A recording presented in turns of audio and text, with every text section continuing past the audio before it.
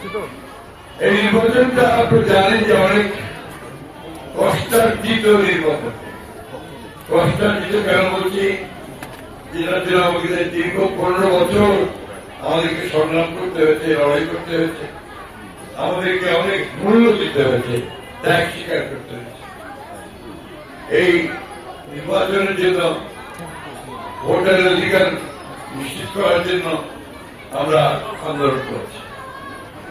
আমাদের নেত্রী দেশনেত্রী বেগম খালেদা জিয়া প্রায় 6 বছর জেলে ছিলেন।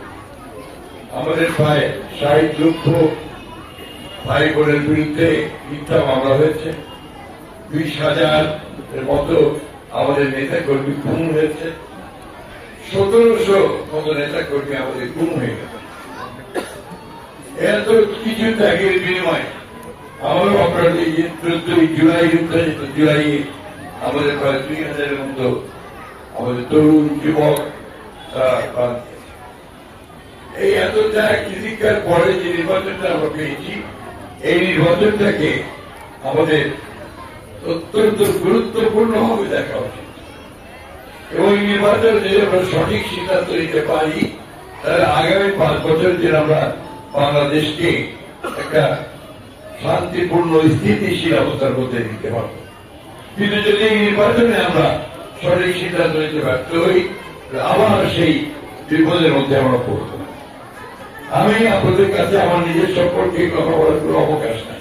আমার শুধু একটা কথা বলার আছে, যেটা আপনাদেরকে, যে আপনারা যে ভোটটা দেবেন নিজের বিবেচনায় সঠিকভাবে ভোট,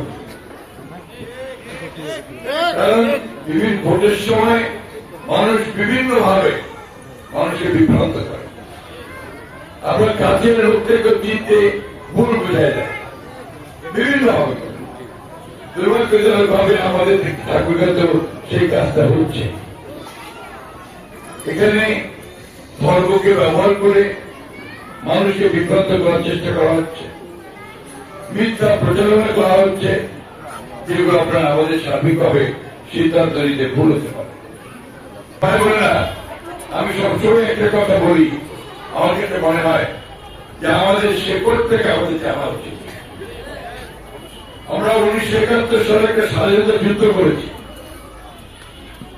সেই স্বাধীনতা 71 সালের স্বাধীনতা যুদ্ধ আমাদের অস্তিত্ব, আমাদেরকে নতুন দেশ দিয়েছে, ভূখণ্ড দিয়েছে, আমাদের সামনে অনেকগুলো সুযোগ সৃষ্টি করে দিয়েছে, আমাদেরকে বেঁচে থাকবার, সামনে এগিয়ে যাবার, আমাদের সন্তানদেরকে একটা সুন্দর ভবিষ্যৎ দেওয়ার।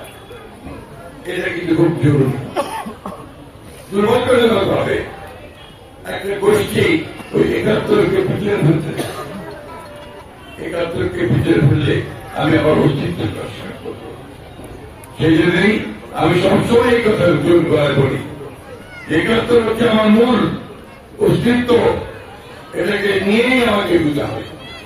এখানে আমরা 1971 সালে হিন্দু, মুসলমান, বৌদ্ধ, খ্রিস্টান সব একসাথে এক হয়ে আমরা স্বাধীনতা যুদ্ধ করেছি। এখানে অসংখ্য পরিবার আছে যারা 1971 সালে বাড়িঘর ছেড়ে ভারতে চলে যেতে বাধ্য হয়েছিল, কারণ বাড়িঘর পুড়িয়ে দেওয়া হচ্ছিল, জীবনকে নষ্ট করা হচ্ছিল, হত্যা করা হচ্ছিল, ফলে এখানে বাস করা যাচ্ছিল। এটা একটা বাস্তব।